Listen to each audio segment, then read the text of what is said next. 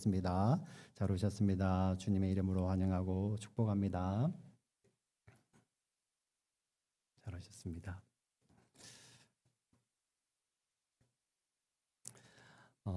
아나니아와 삽비라라는 인물이 성경에는 인물의 이름을 많이 기록하지 않는데 여기는 인물의 이름이 등장을 합니다.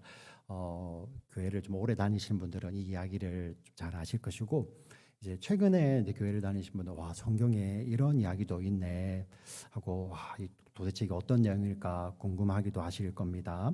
그래서 제가 이 시간에 정말 이 5장 1절부터 11절까지는 하나님께서 어떤 목적을 가지고 쓰셨는데, 그 내용들이 이렇게 1절부터 11절까지 정말 이렇게 보석과 같은 말씀이지만 제가 조금 짧게 여러분들하고 꼭 알았으면 하는 말씀을 여러분들과 나누기를 원합니다.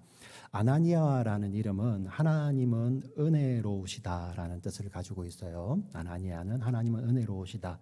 삽비라는 아름다움이라는 뜻을 가지고 있습니다. 근데 우리가 이 이야기를 읽어보면 이 아나니아와 삽비라의 삶이 그렇게 아름답게 그리고 하나님 앞에 은혜롭게 끝나는 것 같지가 않잖아요. 그런데 왜 이 내용이 써 있을까? 저희는 오늘 세 가지를 좀 중점적으로 살펴보기를 원합니다. 이 일의 배경은 이렇습니다. 초대교회 예수님을 믿음으로 말미암아 예수의 이름을 믿음으로 말미암아 예수의 이름으로 일어서는 공동체, 그 공동체는 우리가 지난 사도행전 4장 말미에 보았지만 그곳에 가난한 사람들이 없었다라고 이야기를 합니다. 공산주의처럼 모든 것을 다 빼앗아서 억지로 나눠주는 것이 아니라 하나님의 은혜로 말미암아 사람들이 이것은 하나님이 주신 것이지 하고 그 나눔을 통하여서 가난에 대한 부에 대한 개념이 새롭게 정립된 그런 한 공동체가 탄생을 하였습니다. 그 가운데서 우리는 예를 보았죠. 바나바라는 한 인물이 등장을 하였습니다. 원래 이름은 요셉인데 사도들이 최초로 우리 사도행전에서 이름을 바꾸어 주었습니다. 하나님께서 그의 이름을 바꾸어 주셨죠. 위로의 아들, 위로의 사람, 하나님의 아들, 하나님의 사람이라는 이들이 등장을 하면서 교회라는 곳이 바로 이런 곳이다. 이러한 하나님의 사람들을 통해서 하나님은 교회를 이끌어 가시고 교회를 다스려 가시거든요. 그리고 그 사람들을 통하여서 우리 모두가 바나바 되어 하나님이 이 땅 가운데서 당신의 속성과 성품을 드러내기를 원하십니다. 믿으십니까? 아멘. 하나님 그렇게 하시는 거예요. 자, 하나님께서 이 이름을 높여주셨습니다. 그런데 오늘 한 사람, 한 부부가 등장을 합니다. 자기들에게 밭이 있었는데 그 밭을 팔아서 하나님께 헌금을 하는데요.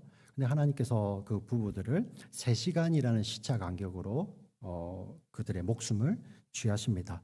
좀 너무 이상하지 않습니까?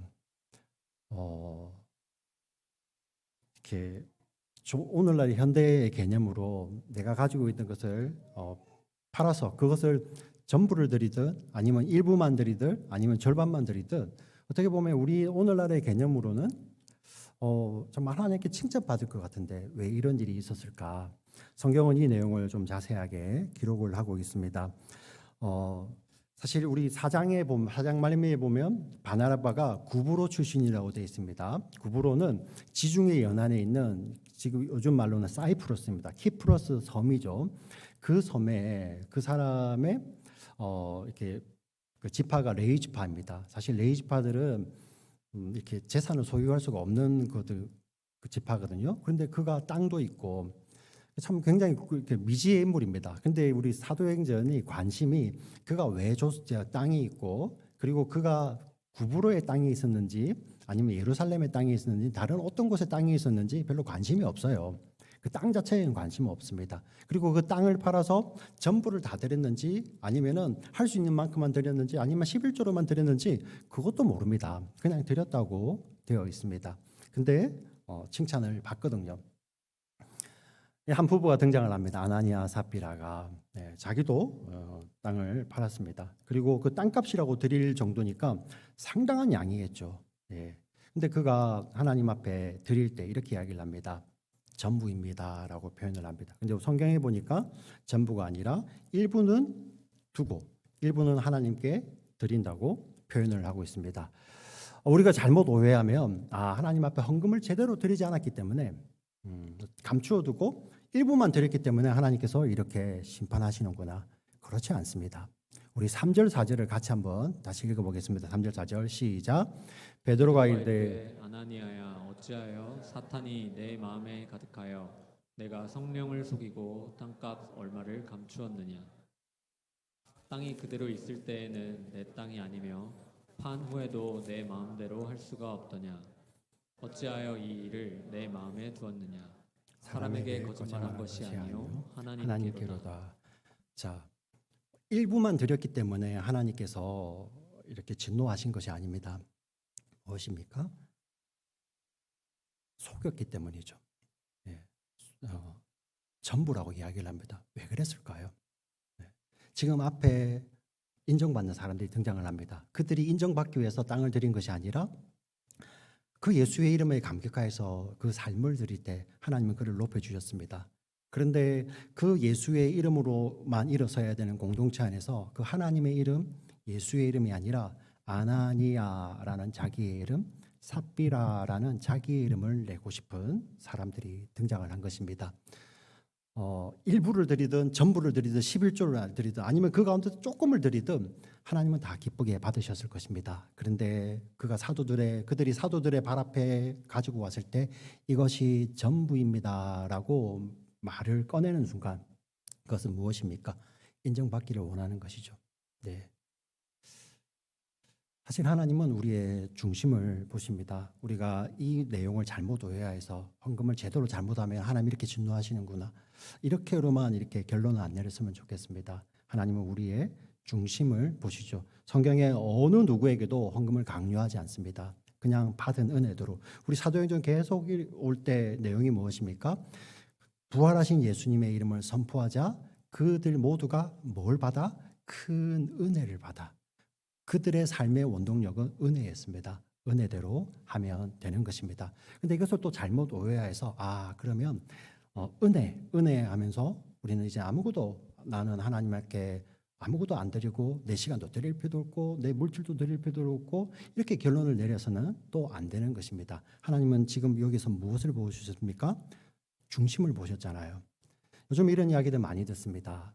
복음을 이야기하는데 복음은 이제 하나님 다 이루셨으니까 우리는 아무것도 안 해도 된다. 내 삶을 드릴 필요도 없고 정말 내게 주신 것을 구별하여 드릴 필요도 없다.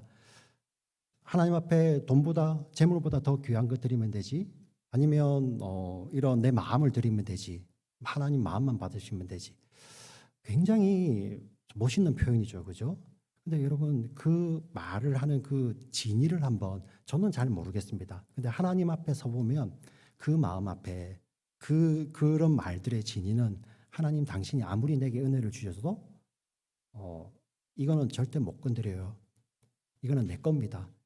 이러한 그 중심이 그 안에 자리 잡고 있는 것이죠. 그런데 그것을 그럴싸하게 하나님 앞에 돈보다 귀한 것들이지 재물보다 귀한 것들이지 그러면서 이거는 감추어 두는 거죠. 하나님 그 동기를 보신다는 것입니다. 자, 그런데 여기서 이렇게 내용이 끝나는 것이 아니라 우리에게는 굉장히 의문이 듭니다. 이 두 사람이요, 그래도 뭐 훔쳐온 거 아니잖아요. 그렇지 않습니까? 그리고 이들이 교회에서 어떤 중직을 맡아서 교회에 있는 그런 그 재정을 삥땅을 친 것도 아니에요. 근데 하나님께서 이들을 이렇게 하시는 거 여러분 너무한다 생각 들지 않습니까? 별로 안 드십니까? 하나님 하셨는데 뭐 거기 토달 필요 여러분 저보다 훨씬 낫습니다. 저는 이 말씀이 이렇게 주어지면 물론 하나님 말씀이 항상 질문을 던져봅니다. 하나님 왜 이러셨을까?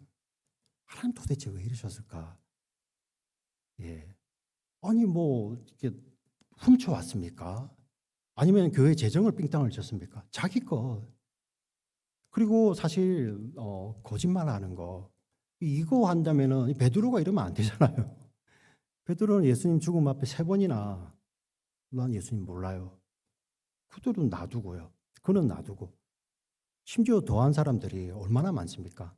이 자리에 이 말씀을 가지고 이렇게 이것이 기준이 돼서 들어된다면 여러분 다음 주에 목사님 다른 데서 모셔오셔야 됩니다. 네, 그렇지 않습니까? 여기 다음 주 저는 이제 텅 빈 교회에서 설교를 해야 될지도 모릅니다. 혼자서 방송반에 있으려나? 굉장히 의문이잖아요. 근데 친절하게 누가가 이 성경 제자 사도행전 누가가 이것을 주석을 했어요. 기가 막히더라고요. 저는 성경을 읽으면서 정말 신기하다. 진짜 신기하다. 어떻게 이럴 수 있을까? 사실 성경에 보면 무엇을 감춘다, 숨긴다, 묻어둔다 이러한 표현들이 정말 많아요. 우리 예수님 비유 가운데서 그런 비유들이 많이 나오잖아요. 그죠?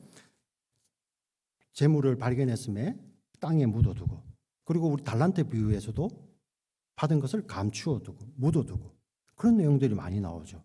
우리 구약 성경에 보면 숨기고 감추고 묻어두는 게 굉장히 내용이 많이 나옵니다. 예. 그래서 그것을 그 단어들을 가지고 검색을 해보면 성경에 100군데 이상이에요. 네. 그런데 희한하게요. 여기에서 이 누가는 그 앞에 이 사도행전 앞서 예수님의 그 비유나 말씀 가운데서 감추다 숨기다는 그런 단어들 하나도 안 쓰고요. 여기에서 복음서와 사도행전에서 딱 한 번 등장하는 단어를 여기 있습니다. 네. 그리고 성경 전체에서도 구약 성경에는 딱 한 번만 나오는 단어예요. 그럼 좀 의미가 있지 않습니까? 네. 그 단어가 뭔지 여기 두 번이나 반복되어 나와요. 우리 2절, 3절을 읽어보면 반복되는 단어를 한번 보세요. 같이 읽습니다. 시작. 그 값에서 얼마를 감춤해 그 안에도 알더라. 얼마만 가져다가 사도들의 발 앞에 두니 베드로가 이르되 아나니아야 어찌하여 사탄이 내 마음에 가득하여 네가 성령을 속이고 땅값 얼마를 감추었느냐. 두 단어, 반복되는 단어가 있죠. 뭡니까? 감추다라는 단어죠. 자, 우리는 한글로 번역을 해서 이게 어떤 의미인지를 잘 모릅니다. 근데 이 단어가, 이 감추다라는 이 단어를 사도행전에 딱 한 번 쓰고요. 그 다음에 구약 성경에는 한 번 딱 등장을 합니다. 한 번.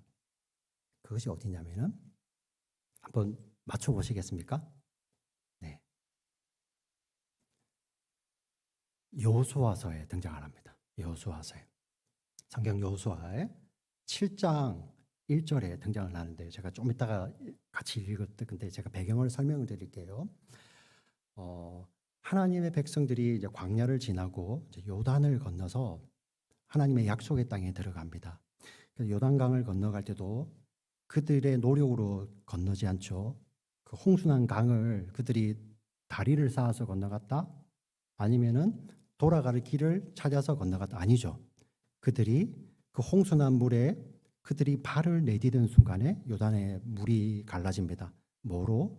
순종함으로 들어가는 거죠. 순종함으로. 그들의 믿음으로 순종할 때 들어가는 거예요. 그리고 처음 만나는 성이 여리고성입니다. 그 여리고성에서는 그들이 화살 하나 쏘지 않고, 그때는 총알은 없었어요. 그 총 한 번 쏘지 않았겠죠.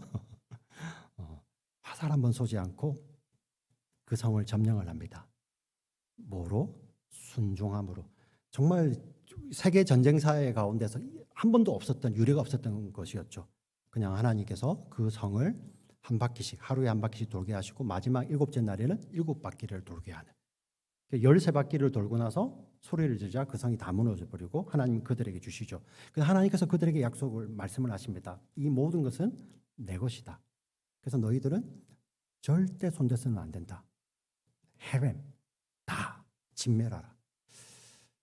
하나님 이렇게 특별히 모든 전쟁을 이렇게 하신 것이 아니라 그때 그 전쟁을 그렇게 하시는 이유가 있어요. 뭔가를 보여주시기 위해서. 그리고 정말 하나님 말씀대로 그들은 순종함으로 화살 한 번 쏘지 아니하고 7일 동안 처음 6일은 한 바퀴씩, 나머지 마지막 7일째는 7바퀴를 돌고 소리를 지르자 성경에 보니 성이 안에서부터 밖으로 이렇게 무너져 나왔다는 거예요. 자, 그리고 다 진멸을 합니다. 그게 6장입니다. 근데 7장에 가는데 어떤 사건이 벌어집니다. 근데 그 사건 앞에서 그 사건 전체를 성경 저자가 딱 기록을 하고 있습니다. 어떤 사건이 벌어지냐면 아간이라는 한 사람이 등장을 하죠. 그 사람이 그 수많은 것 중에서 옷하고 약간 은금 조금입니다. 그 조금이 눈에 보니까 좋아요. 근데 그거를 감춥니다. 예. 거기서 감추다는 표현을 많이 써요. 아주 이상적인 단어를 씁니다. 그런데 그 사건을 우리 성경 저자는 딱 한 번 구약 성경에 우리 그 헬라어로 기록된 구약 성경 이게 정말 하나님의 백성들이 이 히브리어를 헬라어로 번역할 때 그 당시 이 공동체가 이 말씀을 어떻게 해석했는지를 보여주는 사건이에요. 자, 그럼 우리 일상에서 쓰이는 그런 훔치다, 숨기다, 감추다라는 그런 일상적인 단어를 쓰지 않고 딱 한 번만 쓰이는 단어를 씁니다. 그게 7장 1절에 나와요. 같이 읽겠습니다. 시작. 이스라엘 자손들이 온전히 바친 물건으로 말미암아 범죄하였으니 이는 유다 지파 세라의 증손 삽디의 손자 갈미의 아들 아간이 온전히 바친 물건을 가졌습니다. 여호와께서 이스라엘 자손들에게 진노하시니라. 자, 여기 보시면 아간이 온전히 바친 물건, 온전히 하나님께 드려진 물건을 가졌습니다. 이 가졌습니다. 그래서 우리 쉬운 성경이나 현대인의 성경에 보면 훔쳤습니다라고 번역을 하고 있어요. 한번 딱 씁니다. 자, 그런데 이 성경 저자는 개인이 한 그 사건인데 이것을 공동체의 문제로 이야기를 해요. 그리고 아간 한 사람이 가진 것을 이미 알고 있어요. 하나님께서 찾아내실 수 있습니다. 그런데 그 다음에 공동체 전체가 전쟁에 나갔다가 대패합니다. 거기서 정말 하나님의 귀한 사람들의 생명이 이제 취해져요. 그 사람들 숫자도 성경은 기록하고 있습니다. 하나님 진노하신 거죠. 그리고 그를 찾아냅니다. 여호수아서를 읽어보면 됩니다. 근데 그 아간이 나와요. 정말 하나님께서 계속 기회를 주세요. 처음에는 지파 전체, 그리고 어떤 가족, 그리고 그 가족 가운데서도 또 이제 조금 더 중가족 이렇게 순서대로 갈 때, 근데 아간 마음속에는 설마 나겠어? 전체 백성 중에서 지파를 골라내고 지파에서도 또 큰 가족, 그 큰 가족 가운데서 또 작은 가족, 그리고 소가족까지 내려와서 결국 아간이라는 사람이 이렇게 딱 올라오게 됩니다. 하나님 정말 너무하시죠. 아간에게 속한 모든 것, 마치 가나안에 들어가기 전에 하나님께서 진멸하라고 말씀하셨던 그 진멸대로 그 가정을 헤렘 진멸합니다. 여러분 너무 이상하지 않나요? 불공평하지 않습니까? 심지어 우리 뒤에 그 가나안 땅에서 보면은 이거는 약과죠. 우리 하나님의 백성들이 보면요, 막 음행도 하고 우상도 섬기고 살인도 하는데 그때도 이렇게 안 하셨는데 왜 이러셨을까요? 이 구약에 나타나는 사건과 신약 사도행전 5장에 나타나는 사건을 통해서 하나님께서 우리에게 주시는 그 하나님의 공동체가 어떤 것인지를 하나님은 보여주시는 거예요. 사실 우리가 아나니아와 삽비라가 성경은 이 지옥을 갖다 이렇게 말하지 않습니다. 저는 모르겠어요. 정말 우리 천국에 가보면은 깜짝 놀랄 일이 있을 거예요. 깜짝 놀랄 일. 예. 하나님이 우리를 향한 그 구원이 어떤 것인지를 천국에 가면 알 거예요. 와, 이 사람도 와 있어? 와, 이 사람은 없네. 그게 정말 하나님의 구원의 실체인데, 이 여호수아서에 나오는 이 사건을 통해서 하나님이 세우시는 그 공동체의 정체성을 보여주죠. 오직 믿음, 오직 순종을 통하여서 하나님 그 공동체에 완전하게 세우는 것이죠.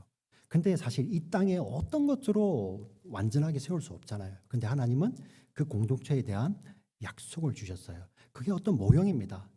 그 실체가 드러나는 것이 바로 우리 신약에 나타나는 교회입니다. 이 건물이 아니라 예수님의 그 하나님의 약속이죠. 그 약속의 실제이신 예수님의 피를 뿌려서 거룩한 하나님의 백성들. 그들이 얼마나 거룩한지를, 그들이 얼마나 구별되어 있고 그들이 얼마나 하나님의 말씀에 믿음으로 순종하는지를 보여주는 것이 바로 여호수아서에 나오는 그것이죠. 네. 그와 똑같은 맥락에서 지금 교회가 어떤 곳입니까? 세상 사람들은 자기 이름으로 일어서고 자기 이름을 내기 위해서 그 이름을 내기 위해서라면 수단과 방법도 가리지 않잖아요. 그러나 그 예수의 이름 때문에 일어서서 다른 거 다 사라져도 저는 예수의 이름으로 만족합니다. 그게 교회잖아요. 그 교회의 실제를 보여주시는 거예요. 근데 그 교회의 실제 가운데서 정말 이 작은 거, 어떻게 보면 다른 어떤 죄보다도 우리의 관점으로 보면 저 사람은 칭찬받아야지. 예. 여기 이렇게 하실 분이 누가 있습니까? 근데 그거를 하나님께서 그렇게 대하시는 모습을 보면서 하나님 뭔가를 교회가 어떤 곳인지를 보여주시는 거예요.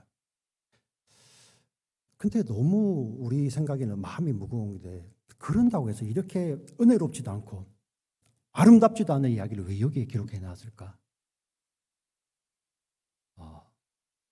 이렇게 끝이 나지 않는 거죠. 이 사건을 통해서 이 교회 안의 반응이 우리 정말 단어 하나 틀리지 않고 그 반응을 두 번을 반복해서 기록해 놨습니다. 5절부터 11절, 5절과 11절을 같이 한번 읽어볼게요. 5절과 11절 같이 읽습니다. 시작. 아나니아가 이 말을 듣고 엎드러져 혼이 떠나니 이 일을 듣는 사람이 다 크게 두려워하더라. 온 교회와 이 일을 듣는 사람들이 다 크게 두려워하니라. 예, 오늘 설교 제목이기도 합니다. 다 크게 두려워하더라. 이 번역을 한국말로는 좀 다르겠지만 다 크게 두려워하더라입니다. 다 크게 두려워하더라. 굉장히 모순이죠. 하나님 구약 성경을 읽을 때, 성경을 읽을 때마다 하나님 계속 하나님 백성들에게 뭐 하지 말라? 두려워하지 말라. 이렇게 명령하시잖아요. 우리 명령 지켜야 되잖아요. 그렇지 않습니까? 근데 오늘 이 교회 안에 모든 교회 사람들이 뭐 했다? 두려워했다 이야기를 합니다. 이 모순 어떻게 풀까요? 여기에 이 모순 가운데 우리 교회 공동체의 정체성이 들어있는 거예요. 우리 교회가 왜 우리가 두려워하지 않는지 아십니까? 왜 우리가 하나님의 명령 앞에 순종할 수 있습니까? 두려워하지 말라는 그 말씀 앞에 뭐 하나님의 명령이니까 뭐 할 수 있지. 예, 근데 그 명령에 하나님께서 그 명령을 내리실 때 하나님 뭔가를 지불을 하셔서 우리는 사실 두려워 안 할 수 없는 존재들이잖아요. 불가능한 명령을 하나님께서 그냥 쉬운 소리를 그냥 계속 하시는 겁니까? 아니죠. 하나님은 그 명령을 하실 때 하나님은 뭔가 대가를 지불하면서 약속을 하시는 거예요. 네. 실체를 보여주시는 거예요. 그 교회가 굉장히 역설적인 겁니다. 우리가 두려워하지 않는 공동체인데 그 이유는 뭐냐면 우리가 진짜 두려움을 알기 때문이에요. 다시요. 우리가 두려워하지 않을 수 있는 그 교회가 된 것은 우리 교회의 속성이요. 진짜 두려움이 뭔지를 아는 겁니다. 여러분 정말 피하고 싶고 두려운 거 이거는 너무 끔찍해 하면 어떤 게 떠오르십니까? 여러분 머릿속에 있을 거예요. 예. 아마 어린 시절에 부모님이 특히 아버지가 사업을 하시다가 부도 나신 분들 그 삶이 어떻게 이렇게 무너지는지를 아시는 분들은 부도가 제일 끔찍할 거야. 그렇게 생각하실 거예요. 뭐 정리해고를 당한다든지 아니면 또 어떤 분들은 끔찍한 사고를 당한다든지 또 아니 어떤 분들은 정말 사랑하는 사람이 아니면 본인이 이 병원에서 불치의 병에 진단을 받고 삶이 얼마 남지 않았다는 그런 이야기 들을 때 여러분 그거 정말 피하고 싶은 거 아닙니까? 두려운 거 아닙니까? 예수 믿으니까 아무렇지도 않으세요? 이것쯤이야. 네. 그런 분도 물론 계시긴 해요. 네. 우리 그런 두려움이 있죠. 근데 성경은요, 희한하게 진짜 두려움에 대해서 정체를 성경이 밝혀줍니다. 성경 맨 마지막 요한계시록이라는 것이 이제 장차 있을 일에 대해서 이야기를 하는데 그 가운데 이러한 내용이 등장을 합니다. 마지막 하나님의 최후의 심판이 등장을 할 때 그때 진짜 두려움이 나타나요. 그것을 극대화하기 위해서 요한계시록에서는 이런 표현을 씁니다. 세상에서 모든 권세를 누리고 있던 왕들이 세상에 두려운 게 뭐 있겠어요? 예. 근데 그 왕들마저도 하나님의 심판 앞에서 그들이 얼마나 두려워하는지를 너무나도 적나라하게 묘사를 하고 있습니다. 심지어 그 두려움이 너무 강해서 산들아, 산아 제발 나를 이겨서라도 나를 덮어서라도 하나님의 진노로부터 나를 가려둬. 그 두려움 여러분 이렇게 표현하고 있습니다. 성경에 말하는 진짜 두려움은 이때예요. 우리가 하나님 앞에 우리의 죄로 지금 여러분 마음속에 있는 거, 이때까지 품었던 거, 앞으로 품을 생각들, 그냥 겉으로 드러난, 행동으로 드러난 출산된 죄뿐만 아니라 악한 행동뿐만 아니라 여러분 속에 있는 모든 생각들, 머릿속에 있고 마음속에 있었던 그 생각들, 그걸 가지고 하나님 앞에 그냥 서게 될 때, 그게 바로 최후의 심판입니다. 그때의 두려움은, 그때는 세컨 찬스도 없죠. 후회해도 소용없이 영원히 큰 두려움과 영원히 피하고 싶은 그러한 곳으로 서게 되는 것입니다. 그런데 세상 사람들은요, 이게 어떤 건지 몰라요. 성경이 이야기를 합니다. 그때 가봐야지, 세상은 그날에 가봐야지 안다고 이야기를 합니다. 그런데 교회는요, 그게 어떤 것인지를 알아요. 어떻게 아냐고요? 간접 경험을 통해서 알아요. 그게 뭐냐고요? 바로 우리는, 교회는 그 모든 것을 예수님을 통해서 다 압니다. 교회에 얼마 안 되신 분들도 예수님께서 십자가에 달리신 거는 들으셨을 거예요. 자, 그리고 교회사 가운데, 그리고 세상 역사 가운데서 이러한 일들이 참 많았어요. 예수님을 믿는다는 사람들이요, 그 핍박을 당하죠. 근데 그때 예수님을 믿는 사람들이 그 핍박을 두려워하지 않아요. 여러분, 이게 세계 역사가 증거를 합니다. 로마 황제들이 그렇게 핍박을 하고, 우리가 지금 뭐 말로 할 수 없는 그런 끔찍한 것으로 예수 믿는 사람들을 핍박할 때, 오히려 그들 가운데서는 그 핍박받는 것을 즐거워하는 사람들이 있었어요. 빨리 하라고. 심지어 예수님의 제자 베드로는 로마에서 십자가에 달리는데, 예수님은 이렇게 바로 달렸으니까 나는 이거 못하겠다. 내가 어떻게 스승하고 같이 하지? 해서 거꾸로 매달려고 해요. 거꾸로 매달면 더 쉬워서 그럴까요? 여러분, 그냥 서 계시는 게 편하세요? 아니면 거꾸로 매달려 계시는 게 편하세요? 근데 십자가를 못 박여서 상상도 할 수 없잖아요. 근데 예수님의 제자 베드로는 그걸 요구합니다. 예수님의 제자들만 그런 게 아니에요. 다 껍질이 까지기도 하고, 죄송합니다. 그리고 이제 그 제자의 제자들마저도 역사 가운데 기록되어 있습니다. 그들을 화형틀에 묶어놓고 불을 붙이고 있습니다. 거기는 기름이 흥건한 뿌려져 있고요. 한 번만 예수 모른다고 해라. 내가 살려줄게. 근데 폴리캅이라는 사람, 서머나의 폴리캅은 기록에 남아 있어요. 한 번도 예수님 나를 모른다고 안 했는데 내가 어떻게 그러니? 그냥 빨리 불 붙여라. 폴리캅은 그 당시 그 총독의 친구입니다. 한 번만 몰라요 하면 그냥 거기 살아남아요. 약속을 했거든요. 근데 거기서 그런 끔찍한 로마의 형틀 안에 생명을 다합니다. 자, 이런 이야기를 듣다가 그럼 과연 예수님은 십자가 지시기 전에 어떠셨는가? 근데 놀랍게도 예수님은 그 십자가를 자꾸 피하려고 그럽니다. 너무 신기하죠? 네. 예수님은 십자가를 피하려고 하셨는데 제자들은 이제 그 십자가를 지려고 그래요. 제 말이 아니에요. 우리 마태복음 26장 37절부터 39절 말씀 같이 한번 읽어볼게요. 시작.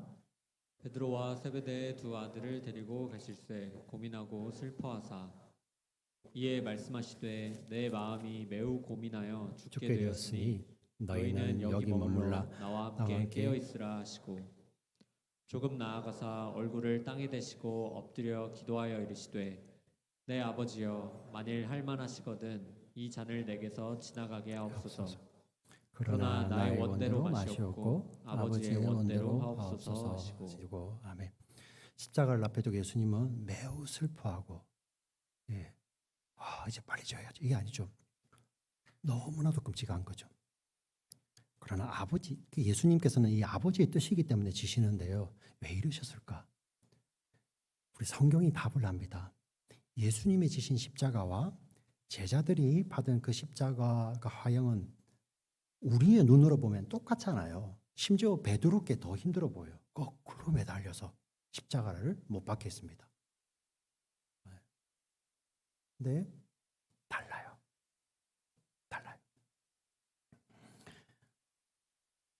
이 제자들이 지는 십자가는요, 그들은 알아요.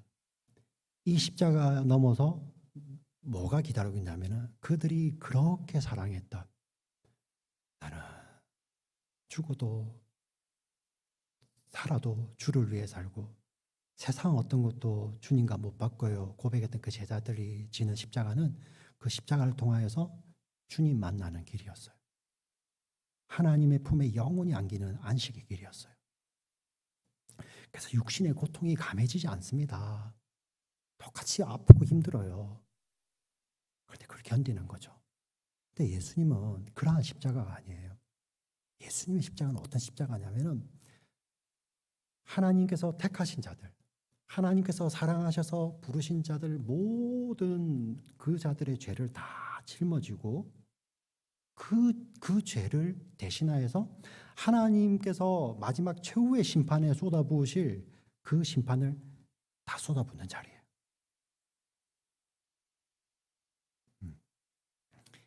제자들은 그 예수님을 만나는 그런 아름다운 자리지만 예수님의 십자가는 지금 이 자리에 계시는 한 분 한 분의 죄를 다 짊어지시고 예수님 거기에 매달려 계시고 하나님은 그 최후의 심판, 최후의 심판을 거기에서 다 쏟아붓고 계시죠. 예. 여러분 그래서요.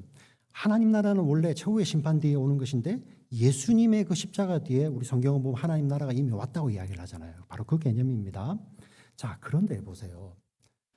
이게 어떤 의미인지 잘 이해가 안 가실 것 같아서 제가 예를 한번 들어볼게요. 우리 아버지 어머니들은 알 겁니다. 우리 사랑하는 아들, 딸, 요즘 아빠들 딸 바보들 있죠. 딸 바보들도 있고 엄마들은 아들 바보들 있고 네. 둘 다 좋죠. 근데 여기 계신 대부분들은요. 그 아이를 위해서 지금 있는 목숨 버리라고 하면 거의 다 버릴 거예요. 이거는 뭐 교회를 오래 다니고 안 다니고 교회 이번 오신 지 얼마 안 돼 지금 새가족반 하시는 분 제가 한번 물어볼게요. 서지옥 성도님, 우리 최순우 성도님도 딸 아들 위해서 하시겠죠. 우리 교회 이 정도입니다. 이 정도 얼마 다 하시죠. 그래서 여러분들 어떤 그런 끔찍한 사고 현장, 사실 그 불이 정말 뜨겁거든요. 그런데 보통 보면 피하는 게 그거잖아요, 그죠? 근데 지나가면은 엄마 품 안에, 아빠 품 안에 자녀들이 있죠. 안 놓잖아요. 우리는 그렇게 할 수 있어요. 대부분이 할 수 있습니다. 왜 그러냐면 이게 그냥 끝이라고 생각하기 때문에. 근데 우리 그 뒤를 잘 모르죠. 그 믿는 사람들은 이게 아무리 괴로워도 이 뒤에 영원한 삶이 있기 때문에 그렇게 할 수 있어요. 사실 믿지 않는 사람들도요, 뒤가 뭐가 있는지 모르기 때문에 그렇게 할 수 있어요. 근데 우리 아빠 엄마들 잘 들어보세요. 그 순간이 아니라 우리는 이 죽음을 순간으로 여기죠. 순간의 고통이라 생각하죠. 근데 그게 그냥 순간이 아니라 영벌, 다시요. 영원히 하나님의 심판, 하나님의 저주, 하나님의 그 진노가 쏟아지는 영벌이에요. 영벌. 그 영벌을 내가 내 사랑하는 내 딸, 내 아들 위해서 대신 받아라. 아빠들 하실 수 있을 것 같아요? 진지한 묵상이 없고 고민이 없으면 할 수 있죠. 할 수 있죠. 근데 정직하게 자기의 내면을 돌아다보면 몰라서 그런 말을 하는 거예요. 몰라서 세컨 찬스가 없어요. 한 번 들어가면 영벌입니다. 영벌. 한 번 들어가면 영원히 거기서 근데 그거를 내 사랑하는 딸을 위해서 이 땅에서 100년도 안 되는 부모 자식의 관계를 맺은 그 아이를 위해서 너는 천국 가고 나는 영벌. 우리 부모님도 정직하게 할 수 있다고요?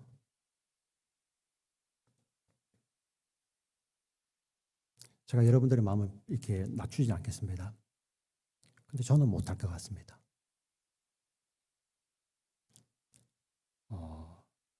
우리 의지적으로 we will not 또 되겠지만 we cannot이요. 할 수도 없어요. 그런데 누구만 하신다고 성경에?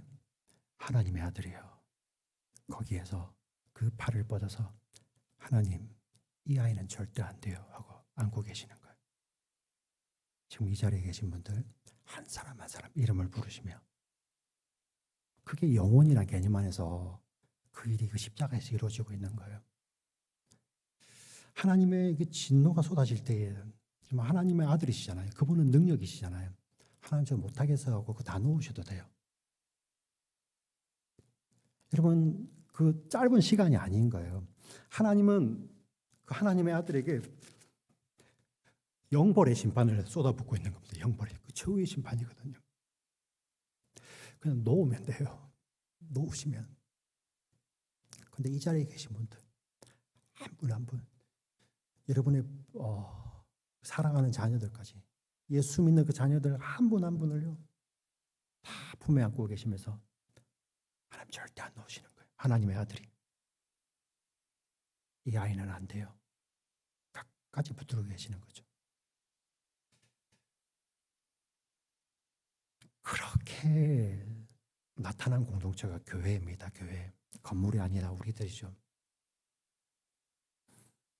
그래서 세상 사람들은 그 최후의 심판의 자리에 가야 아는 그 두려움, 하나님을 향한 두려움이 우리는 예수님의 십자가를 보면 예수님이 그거를 견뎌내셨구나.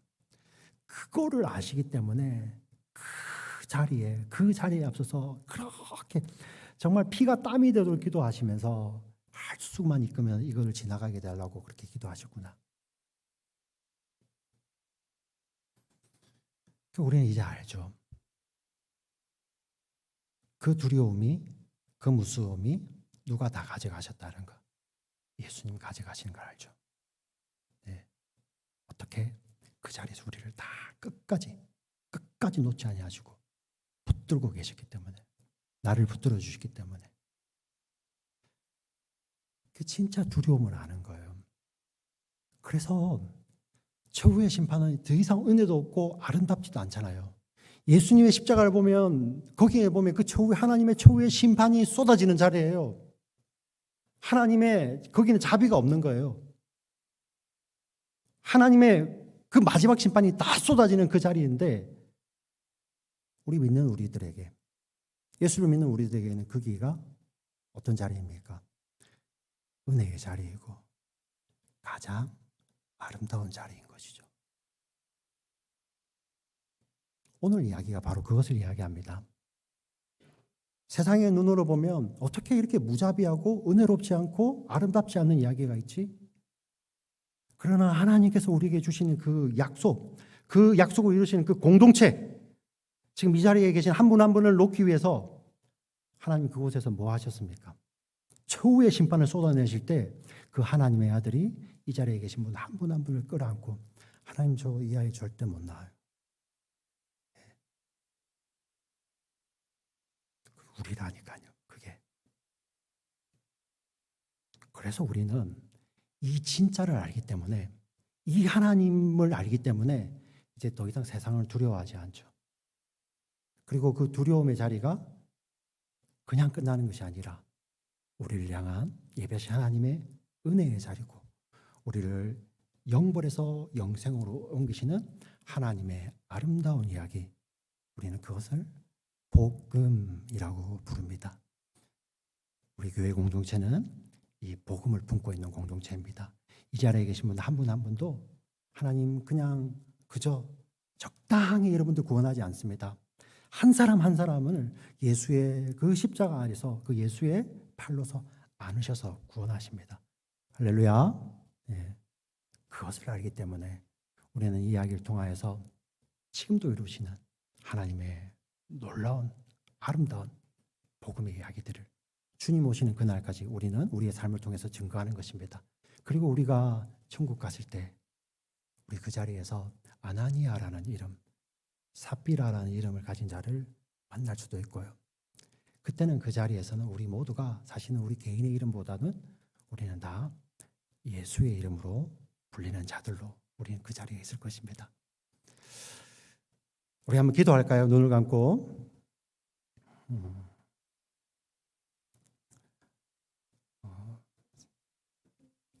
이 세상은 이 이야기를 들을 수도 없고 듣는다 할지라도 깨달을 수 없는데 여러분들 귀에는 이 이야기가 깨달아지죠. 이 정말 무자비하고 정말 끔찍하고 아름답지 못한 이 이야기가 지금 내 귀에는, 우리 귀에는 하나님의 은혜의 이야기, 하나님의 아름다운 사랑의 이야기로 들리지 않습니까? 어떻게 이 일이 가능합니까? 여러분들이 잘나서요? 여러분들이 하나님께 많이 드려서요? 올바른 삶을 살고 착한 삶을 살아서 하나님 그 적어도 저 정도는 되니까요? 아니요. 우리가 아직 죄인 되었을 때 이 자리에 계신 분들 한 사람 한 사람 모두가 하나님을 알지도 하나님의 이름을 부르지도 못할 때, 그때 하나님의 아들이 십자가에서 우리를 다 품으시고 자기의 생명을 내어놓으시기까지 하나님, 그 하나님의 심판 앞에서 절대 이 아이는, 절대 이 사람은, 절대 이 친구는 놓지 못해요 라는 그 예수님의 사랑 때문입니다. 우리가 그 이야기가 들릴 때, 이 아름다운 이야기가 들려올 때 우리의 삶이 정말 주님의 은혜와 사랑으로 아름답게 해석되고 아름다운 삶을 살 수 있지 않겠습니까? 하나님 앞에 기도해야 되지 않겠습니까? 아, 하나님 그렇군요. 내 발로 온 것 같지만, 내 입술로 하나님을 믿은 것처럼, 예수님을 믿은 것처럼 느꼈지만, 아, 하나님이 결국 나를 붙들고 계셨군요. 예수님이 결국 나를 붙드시고 품고 계시고 지금도 붙들고 계시군요. 하나님 그렇습니다. 그 예수님의 십자가로 진짜 두려운 것이 뭔지 알게 하시고 진짜 하나님의 진노가 어떤 것인지를 알게 하신 하나님 감사합니다. 이제는 이것을 아는 자답게 살게 하여 주시고, 이제 내가 살더라도 죽더라도 아직 이것을 모르는 자들에게 하나님 제 삶을 통하여서 하나님 당신의 그 놀라운 은혜의 이야기, 그 아름다운 이야기, 내 삶을 통해서 예수 그리스도의 복음이 증거되기를 소원합니다. 이렇게 기도하셔야 되지 않겠습니까? 여러분, 이 시간 정말 우리 피아노 주악에 맞춰 잔잔히 마음으로 조용히 여러분 30초 정도 하나님 앞에 그렇게 한번 고백해 보세요. 하나님, 오늘 말씀 깨달아진 대로 하나님 그렇게 살기를 원합니다. 이 시간 같이 한번 기도하기를 원합니다. 살아계신 하나님,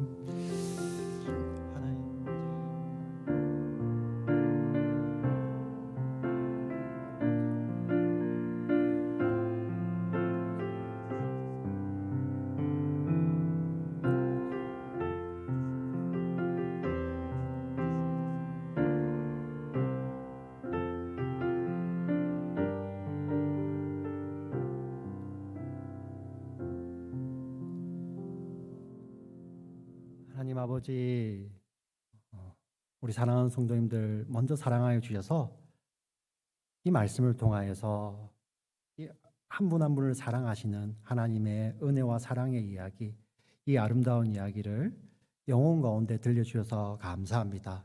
이 복음으로 구원받은 우리 사랑하는 한 분 한 분들 주님 오시는 그날까지 정말 하나님을 향한 그 경외함으로 하나님 그 삶을 조심하고 또 주님 만나는 그날까지 또 이 하나님의 아름다운 이야기를 삶으로 흘려보내는 사명자로 살 수 있도록 하나님 우리를 주장하여 주시고 성령으로 충만케 하여 주시옵소서.